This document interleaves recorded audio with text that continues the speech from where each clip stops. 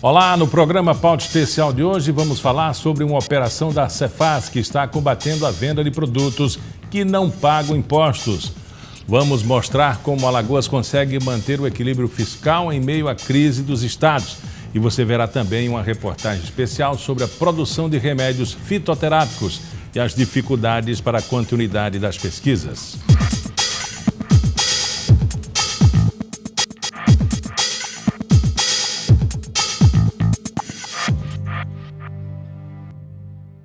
Vários estados vivem uma grave crise fiscal, com salários atrasados e cortes até nas áreas de assistência básica, como a saúde e educação. Alagoas consegue ser um destaque positivo no meio dessa crise. O estado conseguiu equilibrar as contas e não sofre tanto como outras unidades da federação. No primeiro semestre desse ano, todos os estados brasileiros, mais o Distrito Federal, apresentaram um rombo fiscal de 56 bilhões de reais em suas contas. Isso representa uma piora na situação financeira de 17 estados em relação ao igual período do ano passado. Pelo menos 20 deles estão no vermelho, o que compromete a execução de projetos e serviços básicos. Situação bem diferente vive o estado de Alagoas, que vem se destacando no cenário nacional quando comparado com outras unidades da federação. O motivo de tudo isso? Uma administração pública cujas características principais são o corte de despesas e a responsabilidade fiscal. As contas estão em dia, inclusive com os fornecedores. Os salários estão sendo pagos dentro do vencimento. Aliás, o 13º salário vai ser antecipado. Isso deve turbinar as vendas de final de ano e, como consequência, estimular a arrecadação de impostos. Até agosto, o estado registrou um superávit de 350 milhões de reais nas contas públicas. Mas qual a fórmula para um cenário como esse? Reduzimos 30% de carros comissionados, diminuímos a frota de veículos em mais de 216 carros, diminuímos o contrato de telefonia, como todos os outros contratos, medidas de austeridades no sentido de evitar o caos que o Brasil hoje está presenciando em diversos estados. Considerando o atual quadro econômico-fiscal do estado, esse economista já vislumbra qual será o futuro de Alagoas. Considerando que a economia para esse ano nacional vai ter uma recessão mais um pouco profunda do que esperava e de que para o ano também esse resultado não vai ser, para a economia nacional, vai ser positivo. Então, Alagoas fazendo esse dever de casa, com certeza o impacto da recessão vai ser muito menor do que os outros estados. O uso medicinal de plantas da nossa flora vem desde a origem indígena brasileira. E um projeto do Ministério da Saúde, em conjunto com as secretarias estaduais, leva esse conhecimento para produtores e comunidades. Porém, aqui em Alagoas, o Lifal, o laboratório responsável pela fabricação desses medicamentos, perdeu grande parte de sua capacidade produtiva. Isso ameaça a continuação das pesquisas e pode resultar na devolução dos recursos federais que já estão no estado. Erva de cobra, erva de bruxa, cipó-caatinga ou simplesmente guaco, conhecida dos índios brasileiros para combater infecções causadas por picadas de serpentes, é usada também para tratar de doenças respiratórias. O potencial dessa planta medicinal é levado a sério. Uma pesquisa da Universidade Federal de Alagoas tem chegado a resultados para lá de satisfatórios.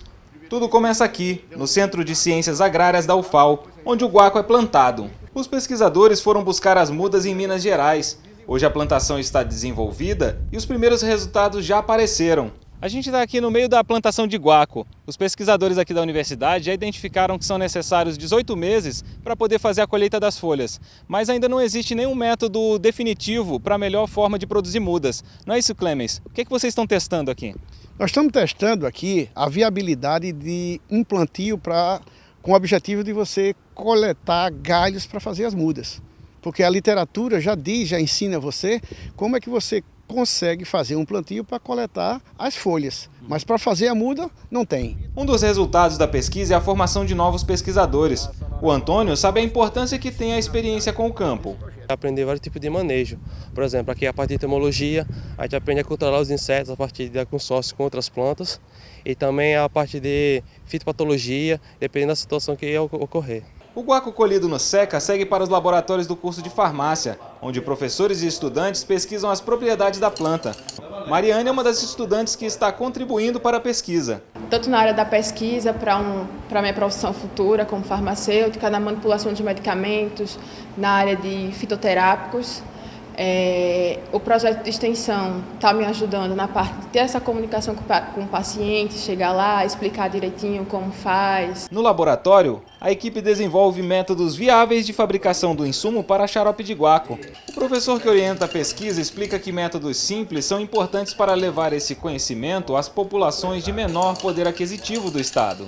A gente sabe que grande parcela da nossa população brasileira utiliza os medicamentos fitoterápicos, porque ela não tem acesso aos medicamentos hoje ditos sintéticos.